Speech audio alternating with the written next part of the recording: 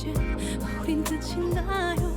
사랑 도대체 그게 뭔데 이렇게 죽을 것처럼 맘이 아픈데 왜 날 울리는데 행복했었는데 그랬는데 나를 참 사랑해줬었는데 우리가 왜 헤어져야 해? 다 거짓말 다 거짓말 영원하단 말은 모두 거짓말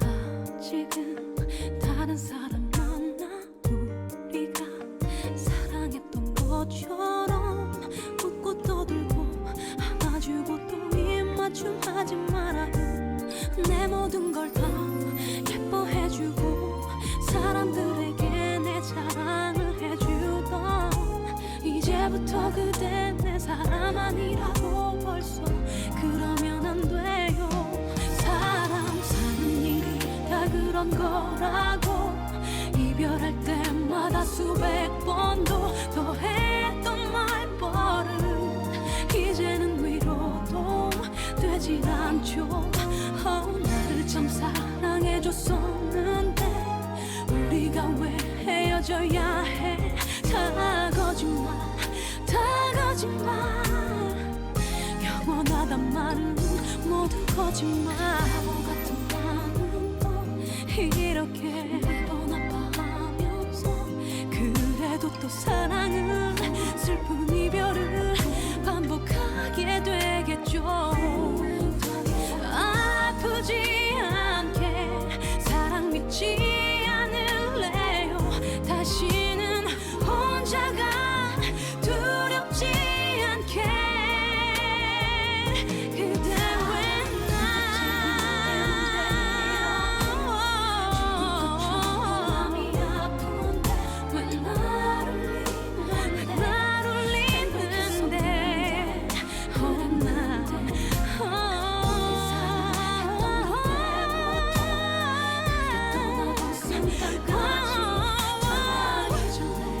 다 잊을래 처음부터 그냥 없던 것처럼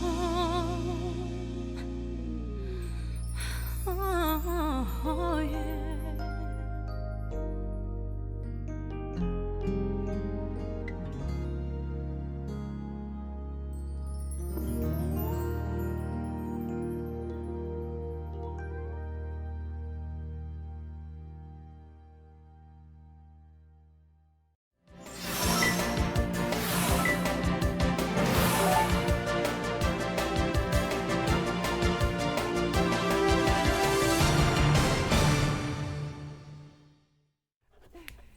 안녕하세요. 뉴스데스크의 바람잡이 지영은 기자입니다. 안녕하세요. 이선영입니다. 네, 금요일입니다. 지장군의 한 곡이 나가는 날인데 이번 주는 린의 사랑 다 거짓말. 아, 이거 명곡이죠. 노래방에서 많이 명곡이죠. 부르는데 네. 이 노래를 고르신 이유는 그 이아이 관련된 노래가 아주 뭐 수많잖아요. 수많죠. 우리가 떠올 그 네. 이아이 자체가 제목인 노래도 얼마나 G.O.D. 많습니까? 네. 네, G.O.D부터 네, 그거. 빅뱅까지 얼마나 네, 많습니까? 엄청 많죠. 그런데 그 모든 것들이 가만 생각하니까 말하는 타이밍에 상관없이 이 아이는 그냥 이 아이잖아요. 그렇죠.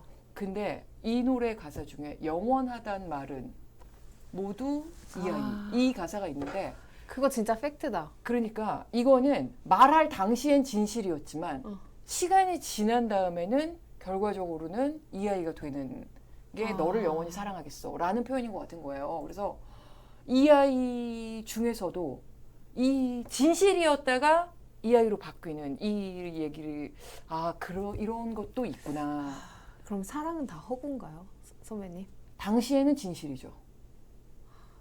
그래서 노희경 작가의 책에 보면 그런 게 나와요. 사랑해라고 누군가 말을 하면 지금은 사랑해라고 답을 했었대요. 노희경 작가는. 그게 나중에 생각하니까 너무 후회가 됐대요. 그래요? 네. 그렇게 항상 감정을 언제 변할지 모르는 감정에 대해 자기가 계속 이렇게 막을 치고 있었다는 게 지금은 후회가 된다며 그냥 아낌없이 사랑을 해라 여러분. 그 시점에서 네. 많은 영혼에 대한 약속이 그렇죠. 진실이니까. 그렇죠. 그래서 이게 참 그런 생각이 들었습니다. 네. 자, 금요일이기 때문에 사랑이 자, 뭔지 사는 게 뭔지. 네. 아, 듣는 사람 입장에서 불쾌할 수도 있다는 뭐 어떤 이게 게요? 무슨 얘기일까요? 뭐가요? 황도리님이 아, 선영군은 뭐 어떤 말씀이 불쾌한지 어떤 좀 잘. 누님들 사랑해요 했더니 아. 선영군은 누님이 아니겠다. 아, 저 이런. 누님 맞을 거예요. 저 네. 88년생입니다. 그거 계속 가봐야 알아요는 뭘까요, 오영진님의 이거는 아, 사랑은 네. 계속 가봐야 안다는 거 음. 아닐까요? 영원한 사랑도 있을 수 있으니까요. 사랑은 의리라고 하시고 음. 네. 자, 나도 궁금하네. 희망찬 내일님 나도 궁금하네. 언제 장맛비는 끝나는가? 큐시트 산책에서 제가 알려드리겠습니다. 네, 아, 쭌쭌이님, 아, 큐시트 산책이 아니네요. 조금 후에 큐레이션에서 알려드리겠습니다. 쭌쭌이님 코로나 걸리셨대요. 네, 요즘에 4일째. 난리도 아닙니다. 네, 네. 조심해야죠. 네. 빌로바티비님 예쁘면 다 누님이래요. 네. 감사하다고 해요. 네, 선영 씨도 제가 언니라고 하겠습니다. 아, 예쁘니까. 저도 언니라고 할게요. 네, 아우, 훈훈하게 정말 출발합니다. 훈훈하게 네. 출발하는 프리데스크입니다. 네, 뉴스큐레이션 자, 네. 첫 소식부터 오늘의 이야기 누군지는 해볼까요? 잠시 후에 말씀드리고요. 자, 장마 언제 끝나는지 알려드리겠습니다. 낮에 눈에 띈 뉴스입니다. 내일 저녁이나 밤 우리나라 서쪽 지역부터 비가 오기 시작해서 동쪽으로 확대가 될 건데 이 비가 올여름의 마지막 장맛비일 거라고 합니다. 그래요? 그럼 네. 올여름 장마가 그렇게 심하지 않게 그러니까요. 지나가는 거예요? 이번 장맛비가 그치는 거는 24일이나 25일 정도인데 이것도 서쪽부터 차츰차츰 그쳐서 전국의 장맛비가 다 끝나는 거는 27일 정도가 될 거라고 합니다. 네네. 그렇지만 장마가 끝난다고 비가 더 내리지 않는 건 아니래요. 그냥 장마만 아닌 건가요? 장마만 아니고 네. 올해 이제 폭염과 함께 강한 소나기, 매우 강한 소나기가 종종 올 것이라고 예보가 됐습니다. 폭염이 그럼 시작도 안 한 건가요? 이제는 폭염이 장마 끝나고 나서부터 본격적으로 그러니까 27일 끝나고는 아주 본격적인 폭염이 올 거라고 해요. 그리고 그래서 무섭네요. 다음 주 말쯤부터 폭염과 열대야가 꽤 오랫동안 지속되겠고 중간에 아주 세찬 소나기, 집중호우도 큰일 올 수 났네요. 있다고 합니다. 네. 건강 조심하셔야 네. 되겠네요, 다들. 네. 아, 그리고 저도 이 뉴스 뭐 낮에 인상이 깊어서 하나 네. 가지고 왔는데요. 오미크론에 걸리셨던 분들, 초기에 걸리셨던 초기에. 분들은 조금 마음의 여유를 가지셔도 될 것 같습니다. 그래요? 뭐 물론 개인 방역 수칙은 잘 네. 지키셔야겠지만 미국 코넬대 의대에서 연구 결과를 하나 내놨는데요. 오미크론 변이 중 이제 BA1이나 2 같은 초기 감염이었던 분들 같은 경우는 요즘 유행하는 BA4나 5에는 재감염될 가능성이 현저히 낮다라는 연구 결과를 발표했다고 합니다. 그래서 국제학술지 네이처에까지 등재된 연구 결과이기 네네네. 때문에 좀 신뢰가 네. 죄송합니다. 있는 그런 연구인데요. 이 BA4와 5 같은 경우에는 면역을 회피하는 특성이 있는 걸로 여겨져서 네, 맞아요. 굉장히 전파력도 세고 그래서 이랬었잖아요. 공포가 커졌죠. 네, 네. 근데 이전 변이에 감염됐다면 이 BA4와 5에는 감염될 확률이 낮다라고 이렇게 연구 결과가 네. 나왔습니다. 그래서 이게 뭐 통계적인 숫자로 한번 들여다보면 BA4와 5에 의한 이 재감염에 대해서 초기에 걸렸던 분들은 28.3% 예방 효과를 나타냈다고 하거든요. 네. 그리고 BA1이나 2 같은 초기 변이에는 더 높은 79.7%의 그러니까 28.3%의 예방 효과가 오미크론 전의 것들인 거죠. 그죠? 델타 변이. 4, 5. 네. 네. 그리고 BA1이나 2 같은 초기 변이는 더 높은 네. 거의 80%에 달하는 재감염 방지 효과를 보였다고 합니다. 네. 그러니까 오미크론 초기에 BA1이나 BA2에 감염됐던 분들은 지금 유행하고 있는 BA4나 5에 재감염될 가능성이 굉장히 낮다는 거 네. 알고 계시고 조금 마음을 놓으셔도 되겠지만 그래도 개인 방역은 힘쓰셔야 합니다. 네. 이게 헷갈려요. 회사에서 네. BA1, 2 하지 말고 네. BA1, 1, 2, 2, 3, 4, 5 네. 이렇게 통일하기로 했거든요. 네, 그래서 네. 말하다가 제가 계속 원투 그렇게 네, 되죠? 1, 2 하면 다시 괜찮습니다. 뭐 네. 하고 다들 이해해 주실 네, 거죠? 그럼요. 유튜브는 이해합니다. 네. 네. 이해해 주실 거라고 믿겠습니다. 저희 시청자들은 다 좋은 분들이시니까요. 자, 그럼 낮에 눈에 띈 기사들을 살펴봤고요. 8초 후에 이번 주 이야기와 오겠습니다.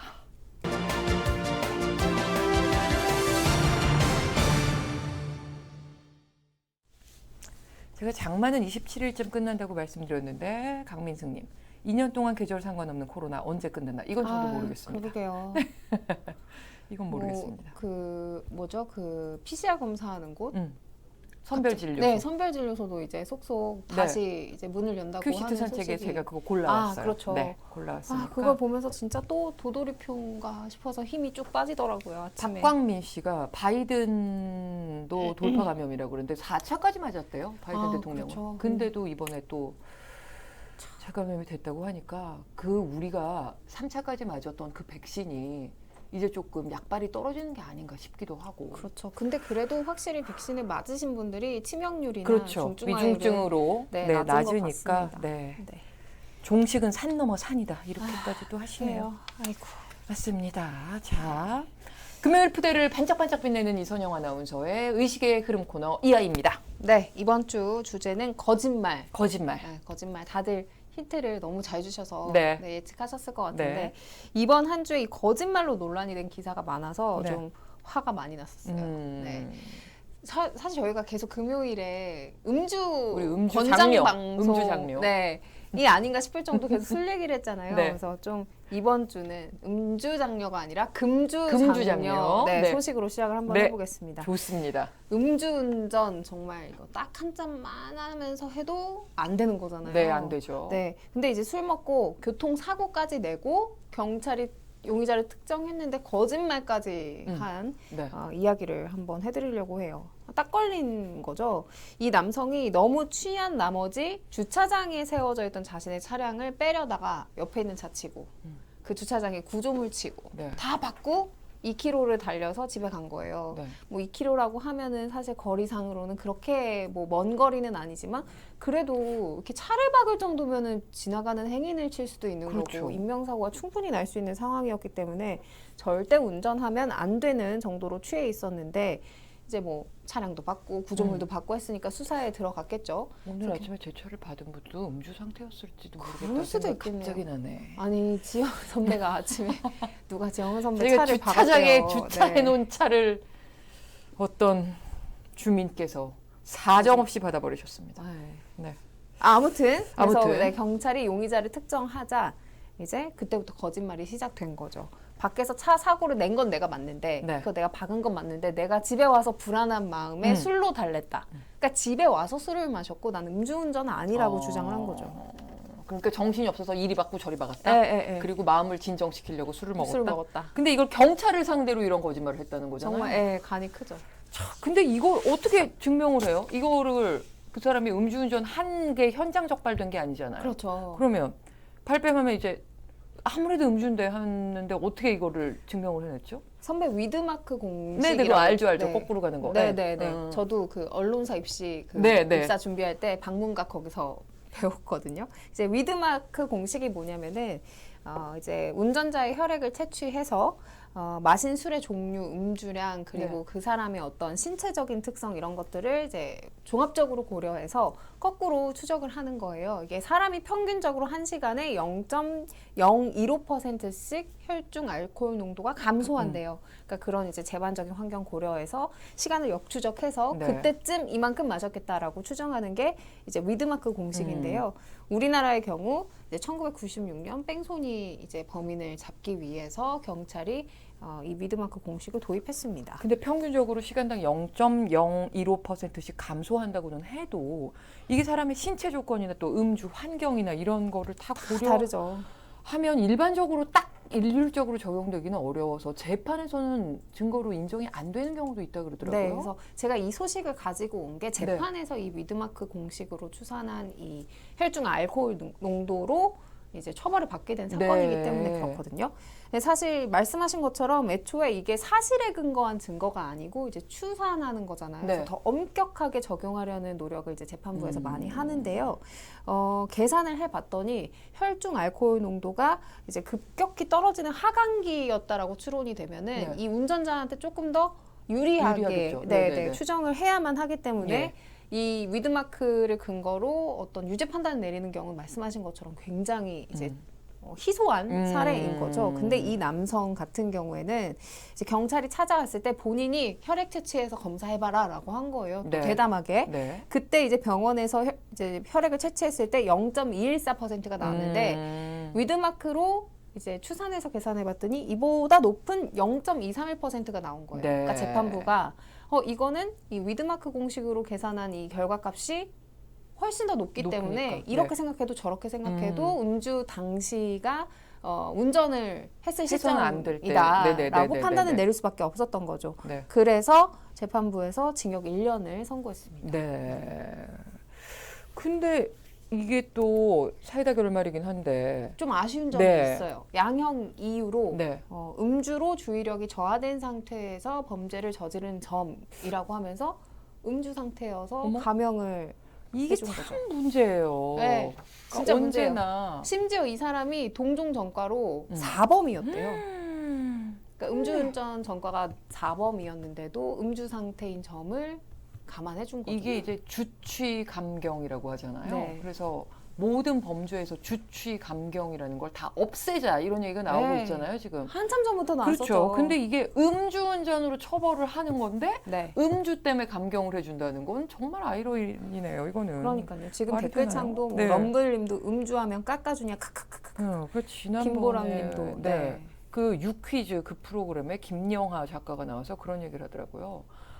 약물 같은 거 중독이 되면 모두가 이렇게 비판을 하잖아요. 그럼 네. 안 좋다고 하는데 왜 술을 잘 마시는 거는 다 그렇게 사회가 너그럽냐라고 그러니까요. 그러더라고요. 술에 취해서 뭔가를 하는 건 왜 그 사람이 뭐 인간적이다 뭐 이런 식으로 생각을 하는지 모르겠다는 얘기를 하는데 너무 공감이 되더라고요. 그러니까 그러게요. 주취 감경이라는 거 없어야 됩니다. 약물이 중독된 거랑 똑같이 그렇게 좀 그리고 이 사건 제도가 심지어 바뀌어야 할것 음주 같습니다. 때문에 처벌받는 건데 그렇죠. 음주했다고 깎아줬다는 건 그렇죠. 좀 라이언님, 음주를 가중처벌 적용하는 사회가 되어야 한다. 맞습니다. 맞습니다. 이런 여론이 자꾸 형성이 돼야 되겠죠? 네. 근데 다음 거짓말은 뭡니까?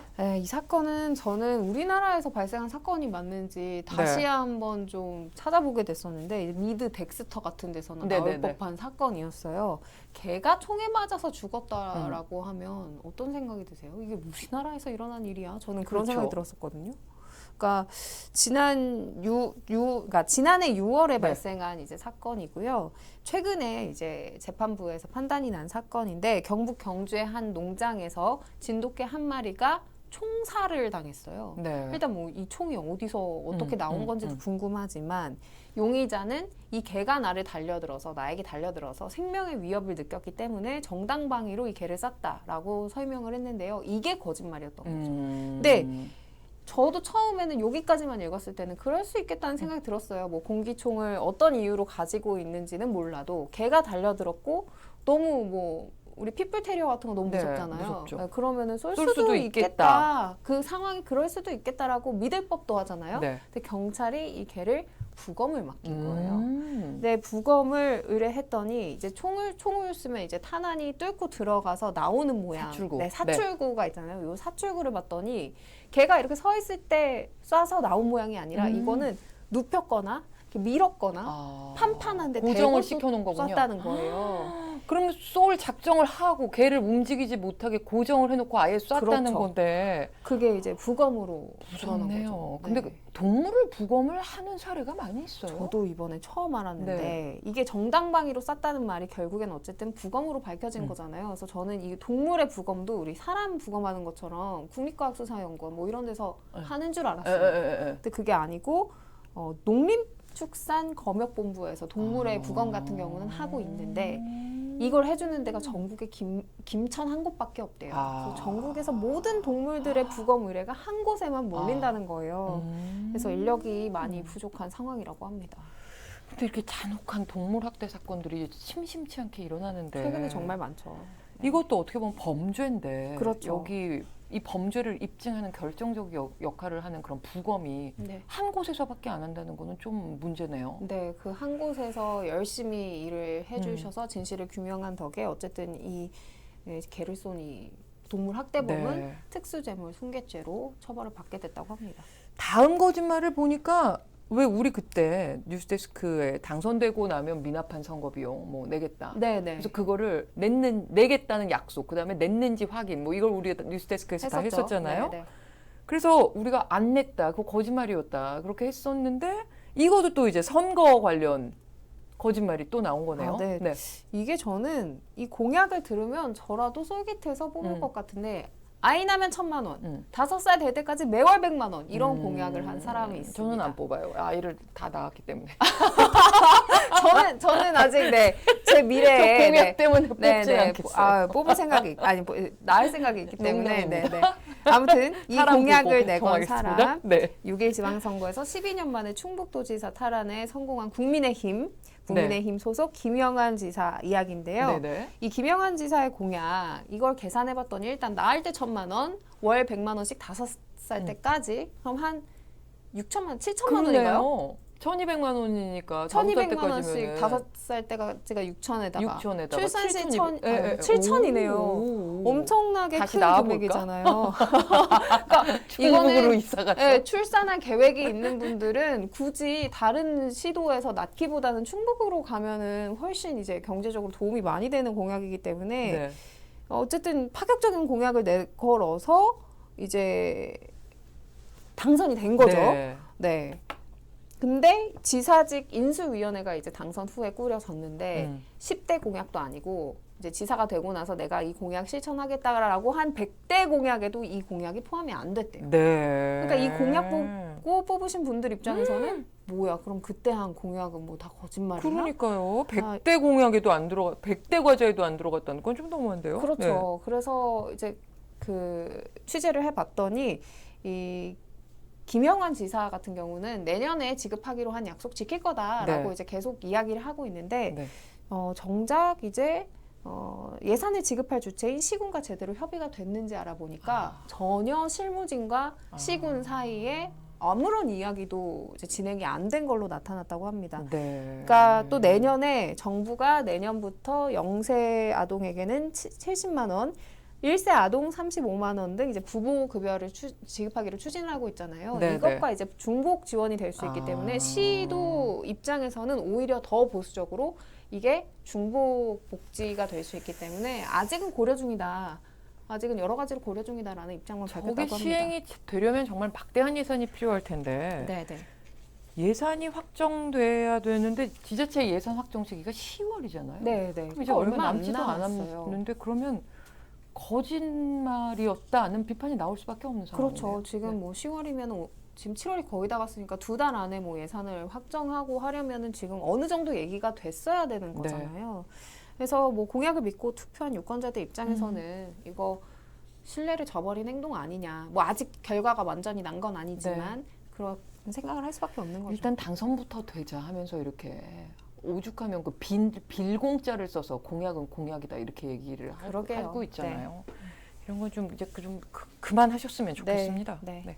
눈살 찌푸려지는 소식. 네. 정치권뿐만 아니라 연예계에서도 네. 뭐 요새 좀 잇따르고 있는데요. 특히 이제 정말 많은 사람들의 사랑을 받았던 유희열 씨의 표전 논란은 유희열 씨가 13년이나 진행했던 프로그램에서 그를 하차시키게까지 하는 이제 큰 논란으로 이어졌는데요. 이렇게 이제 유희열 씨의 표절 논란을 시작으로 해서 우리나라 아티스트들 몇몇에게 표절 논란이 계속해서 이어지고 있는데요. 일단 뭐 이무진 씨의 신호등 정말 이 곡 인기 많았잖아요. 네. 근데 일본 가수 세카이노 오와리의 2015년 곡 드래곤 나이트와 유사하다는 지적이 나오면서 이제 공식적으로 소속사에서 입장을 내놨고요. 이 신호등은 이무진 씨의 자전적인 이야기다. 표절한 게 절대 아니다라는 입장을 내놓기는 했지만 여전히 비슷하다 아니다를 두고 누리꾼들의 감론을박이 이어지고 있습니다. 네. 그리고 유희열 씨와 비슷한 특징을 많이 가진 아티스트죠. 서울대 출신의 작곡가 겸 가수 이적 씨의 대표곡 거짓말이 논란의 중심에 섰습니다. 일본도 중국도 우리가 뭐 익숙한 그런 문화권의 곡이 아닌 브라질 가수 라이문드 파그네르의 루비 그레나와 유사하다는 지적이 나온 건데요. 저도 이 곡 뭔지 몰라서 유사한지 아닌지 몰랐거든요. 혹시 노래를 아시는 분들이 있다면 이 부분 좀 비슷한지 아닌지 좀 함께 판단해 보면 좋겠습니다. 네. 준비된 거죠? 네, 지금 들고 있습니다. 조금만 기다려주세요.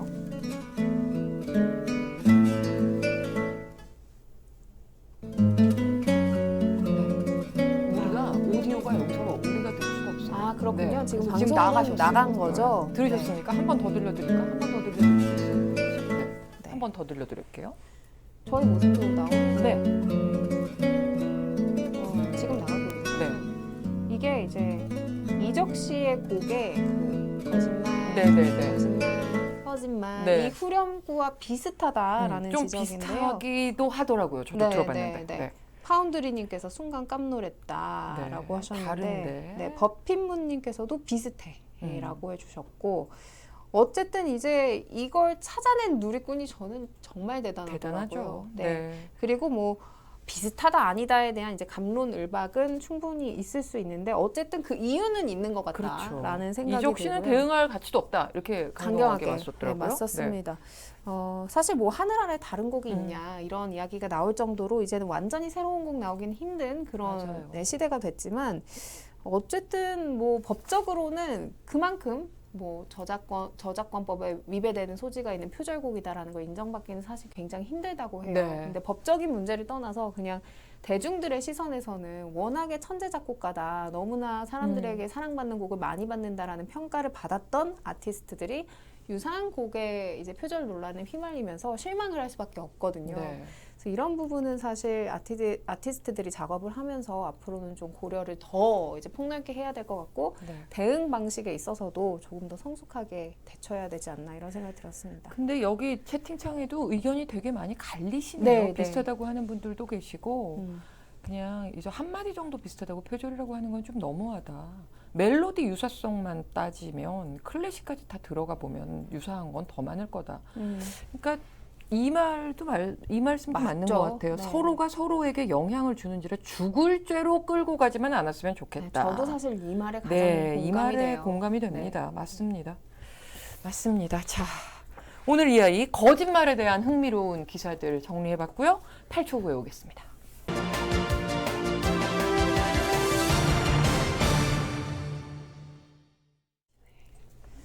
자, 오늘 뉴스데스크 큐시트 네. 이 소식이 단연 탑에 나올 수밖에 톱이죠. 없겠죠. 네, 대우조선 협력업체 파업 협상이 타결됐습니다. 4시 10분쯤 타결됐습니다. 파업 51일 만입니다. 어제 그저께 계속 이제 이 대우조선 협력업체 파업 소식을 전해드렸었는데 그때 난항이다, 뭐 공권력이 투입되나 그런 것들이었는데 오늘은 그래도 긍정적인 소식이 톱이어서 아주 반갑습니다. 네. 오늘 노사가 오전 8시부터 마라톤 협상을 이어간 끝에 진도 끝에 합의를 이끌어냈는데 임금 4.5% 인상에 합의했고요. 명절 휴가비, 여름 휴가비 지급하기로 약속했습니다. 그렇지만 이 합의안이 완벽하진 않았습니다.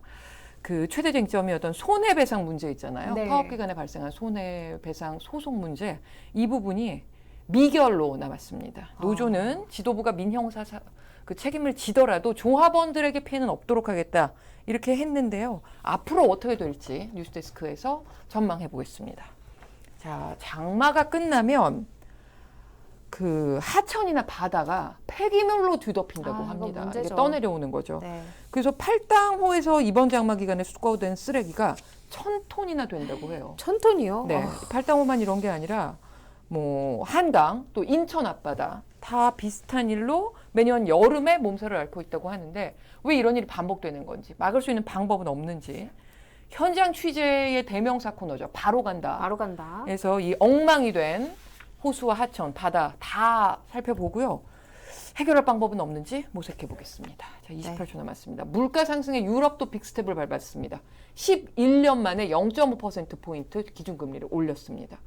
뭐 라가르드 총재 물가 상승이 상승률이 바람직하지 않게 너무 높고 그리고 경제 활동도 둔화되고 앞으로 경제 성장도 저하될 거라는 불안감이 있기 때문에 이렇게 금리를 올릴 수밖에 없었다고 얘기를 했습니다. 그래서 기준금리가 0%에서 0.5%가 됐습니다. 네. 자, 임시선별진료소 재가동 되기 시작했고요. 위중증 환자도 2배가 됐습니다. 한 주일 새에. 지금 심각한 코로나 상황 뉴스데스크에서 면밀히 짚어보겠습니다. 네, 이제 본방 시작할 시작할 네. 시간입니다. 이어지는 뉴스데스크 시청해 주시고요. 저는 다음 주 화요일, 선영 씨는 금요일에 금요일에. 오겠습니다. 감사합니다. 고맙습니다.